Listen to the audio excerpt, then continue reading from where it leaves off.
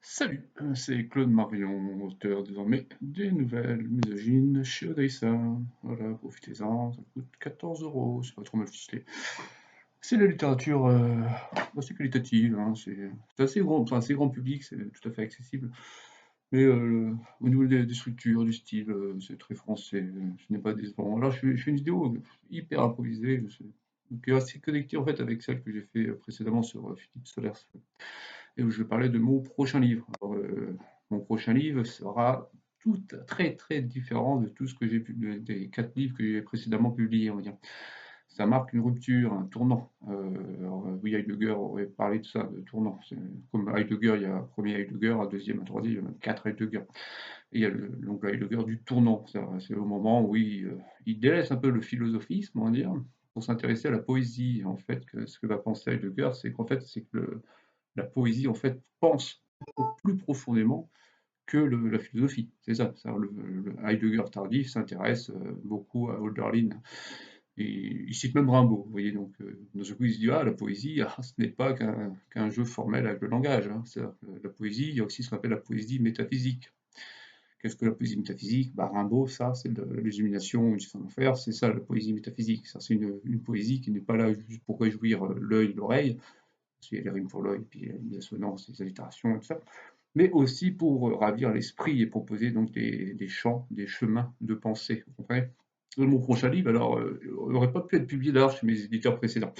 Pourquoi? Parce il ne contient absolument, enfin, 0% de politique. La politique, je considère que dans En Marche, l'antihumaniste, j'ai déjà exprimé deux, trois pensées, deux, trois idées. En fait, je n'ai rien à dire de plus. Et je pense que c'est ça mon œuvre. En fait, il y aura toute mon œuvre jusqu'à les nouvelles misogynes. Et il va y avoir tout ce que je vais faire à partir de maintenant. Et donc, le nouveau livre, alors qui a été écrit janvier, février, mars, en 3 mois, mais avec des pauses, hein, voilà. Il est tout petit. Il va faire 120, 130 pages. Oui, voilà, donc il n'aurait pas pu être publié, on va dire, chez Daniel Conversano ou chez Odaïsa, tout simplement parce que ce n'est pas un livre, déjà il est beaucoup plus élitiste, beaucoup plus compliqué. Il faut beaucoup plus de culture pour en saisir le contenu, et donc il n'est pas très accessible, hein, c'est ça, c'est vraiment l'accessibilité qui est problématique. Ce que j'appelle la littérature pour lettrés. Donc pour avoir un ceinture noire, deuxième date, on va dire. Vous voyez, c'est un peu plus. Alors c'est présomptueux, c'est prétentieux ce que je dis, mais après c'est la vérité, vous savez, j'ai 45 ans. Et si à 45 ans, vous ignorez votre propre valeur, voilà, si votre orgueil est, on va dire, en toc, enfin, vous le savez. Oui, à 45 ans, on sait de quoi on est capable. Maintenant, je sais de quoi je suis capable, et ce que le petit bouquin que j'ai écrit, donc il va être publié chez un autre petit éditeur, alors vraiment un éditeur hyper confidentiel, tout que ça, mais qui est très qualitatif. C'est très bien de bosser avec lui, enfin, le mec qui tient cette boîte s'appelle Arnaud. Et ce qui est très bien, c'est enfin, ce livre, si je l'avais envoyé à d'autres gens, on va dire, je pense que la plupart des gens ne comprendraient tout simplement pas. C'est-à-dire que ça parle à la première personne, c'est énormément référencé sur l'Ancien et le Nouveau Testament, donc c'est un mélange de catholicisme et très référencé autour de l'Odyssée d'Homère, donc du personnage de Ulysse. En fait, on comprend que le héros, en fait, c'est une sorte d'Ulysse moderne. Sauf que lui, il passe pas d'île en île. Bon, on va dire Ulysse est une large allégorie pour parler d'autres choses. Mais vous voyez, il y a cette fusion, donc je parlais déjà dans ma vidéo sur Philippe Solers, entre le catholicisme et le monde grec. Voilà. Et cette fusion a déjà eu lieu dans l'histoire, c'est ce qu'on appelait la Renaissance. Voilà. Et donc, moi, je vais faire aussi comme Philippe Solers, et je vais annoncer aujourd'hui une nouvelle Renaissance. Voilà. Et donc, c'est ce que, du haut de mon petit, de mon niveau, quoi. Je fais ce que je peux pour préparer. Alors, c'est pas moi qui vais créer la Renaissance, hein, tout seul. Déjà, il faudrait qu'on soit plusieurs, mais je pense qu'on est déjà deux ou trois. Mais par contre, ce livre est un préparatif. Alors, le titre, on est d'accord sur le texte avec l'éditeur, mais on n'est pas encore d'accord sur le titre. Alors, j'avais proposé comme autre titre La liberté dans le salut. Alors, la liberté dans le salut, il faut savoir, c'est une citation qui vient d'une saison d'enfer, mais c'est un énoncé qu'on appelle le gnostique, hein. C'est-à-dire qu'en fait, c'est quelqu'un qui souhaite donc le salut, la rédemption quelque part, mais dans la liberté, c'est-à-dire par-delà le dogmatisme, hein. C'est-à-dire en fait un type qui pourrait se passer du baptême, de l'Eucharistie, de sa communion, mais qui parviendrait à la réalité. Donc par quoi? Par la gnose. Alors, la gnose, c'est quoi? C'est la connaissance.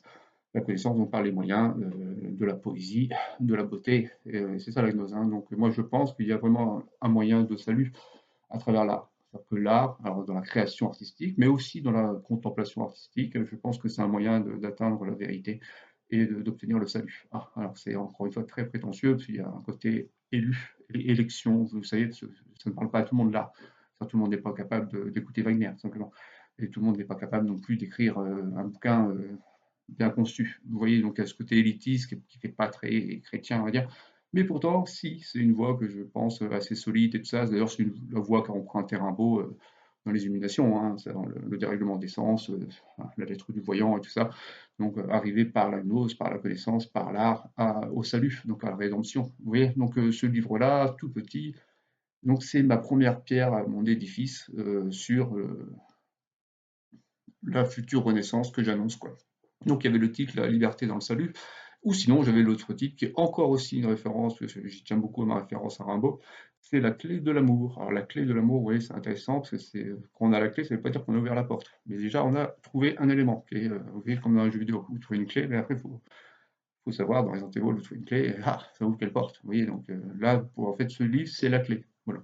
Donc ça veut dire que ce livre va appeler une suite, qui sera, on va se servir de la clé pour ouvrir la porte de l'amour. Et donc, bah, c'est forcément la clé du salut et de la rédemption, vous l'avez compris, c'est l'amour. Mais alors, ça, c'est un terme, l'amour, vous savez, qui a beaucoup été dévoyé siècle après siècle, hein. Il y a eu l'amour-passion, forcément, voilà, l'amour-passion, ça, Pétrarque et compagnie. Mais l'amour, c'est pas juste papa et maman, hein. L'amour, ça ne se résume pas à une affaire de sensualité adolescente, quoi.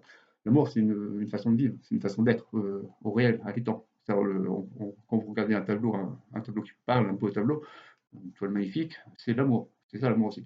C'est une présence. On est dans l'amour. Moi, là, alors, je vous parle, quelque part, je suis dans l'amour. Je fais attention à qui vous êtes. Voilà. Et donc, je suis pleinement conscient. L'amour, c'est aussi une faculté dans le temps. L'amour, il ne faut pas être dans la nostalgie, dans le passé, ou dans l'espoir, le futur. Voilà. Donc là, c'est Spinozzi, c'est stoïcien, c'est ce que vous voulez, épicurien même. Mais l'amour, c'est une façon d'habiter le présent. C'est-à-dire le portique, l'heure H, c'est le moment dans lequel on est, quoi. Et voilà, donc tout ce bouquin-là parle énormément donc, de cette façon de se complaire dans le présent, dans l'amour, mais alors l'amour qui n'est pas le sexe, j'entends. Alors, le texte parle beaucoup de sexualité et de femmes, voilà, mais bon, ce que je veux dire, c'est que c'est pas ça l'amour, hein. L'amour, c'est peut-être le terme qui a été le plus dévoyé et au final le moins bien compris dans les évangiles. L'amour dont parle le Christ, c'est un amour universel, hein, sur l'être, sur faut aimer le monde dans sa globalité, il faut accepter sa fatalité, il faut accepter la destruction, il faut accepter le vieillissement, il faut accepter la mort, et c'est ça l'amour en fait. Donc c'est ça, les Grecs, la sagesse chez les Grecs, tout simplement. Vous voyez, donc tout se rejoint, c'est l'évangélisme et le monde de la Grèce, de la philosophie grecque, donc de Spinoza, d'Épicure, des stoïciens, tous ces gens-là, Heidegger ensuite et même Nietzsche, en fait, leur éthique, c'est la même. Ça, c'est apprécier le moment présent et vivre pleinement dedans. Donc mon futur livre, ça sera donc ma première pierre à cet édifice pour fonder la Renaissance. Voilà. Alors c'est hyper. Alors, au début, j'avais appelé mégalomanie le texte parce que je me suis dit, waouh, c'est fort de café, Claude. Ça fait très prétentieux, hein. Le narrateur parle souvent comme une sorte de prophète, hein. Il annonce des catastrophes, il annonce l'amour, donc c'est très inspiré par Ézéchiel, Isaïe, Jérémie, donc des prophètes de l'Ancien Testament. Souvent, il se compare beaucoup au Christ, voilà. Et par-dessus tout aussi, il se compare donc à Ulysse dans l'Odyssée d'Homère. Alors là, ça me fait sourire parce que j'ai écrit ça en janvier, février, mars, et j'en ai parlé à ma femme et à mon père. Je dis, ah, c'est quand même bizarre qu'Hollywood n'ait jamais fait vraiment un film de l'Odyssée. Et là, j'apprends que M. Nolan sort un film. Alors, j'espère que ça va marcher, parce que si ça peut encourager la jeunesse à s'intéresser, puis à lire l'Odyssée d'Homère, que ça fasse l'effet Seigneur des Anneaux. Vous savez, les gens ont aimé le Seigneur des Anneaux, et il y en a qui ont lu les bouquins. Alors je dis, ah, ça peut faire lire des jeunes sur la Grèce. Alors moi, la Grèce, c'est mon dada, hein.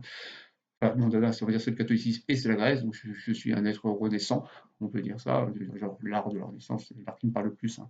Même dans la peinture moderne, ce que j'aime le plus, c'est tout ce qui est influencé, on va dire, encore par l'esprit de la Renaissance, quoi. Et donc voilà, l'Odyssée d'Homère, Ulysse.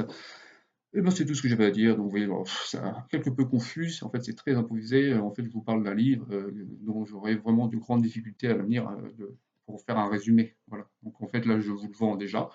Et ensuite, bah, je vous en ferai la promotion quand il sera sorti. Et là, que vais-je faire là ce soir? Eh ben, je vais me boire un petit apéritif, voilà, en corrigeant mes épreuves, hein, c'est-à-dire en relisant le texte, parce qu'il y a quelques fautes. Mais bon, après, j'ai confiance en mon éditeur, j'ai plus vraiment besoin de, on va dire de correction, ça, j'ai un bon niveau hein, quand même en français. Voilà les mecs, c'est tout ce que j'avais à dire, donc vous pouvez me laisser un message, vous pouvez vous abonner pour me faire plaisir, vous pouvez me troller, ça c'est gratuit, et pour l'achat des nouvelles misogynes, c'est l'inscription. Salut les mecs, à la prochaine.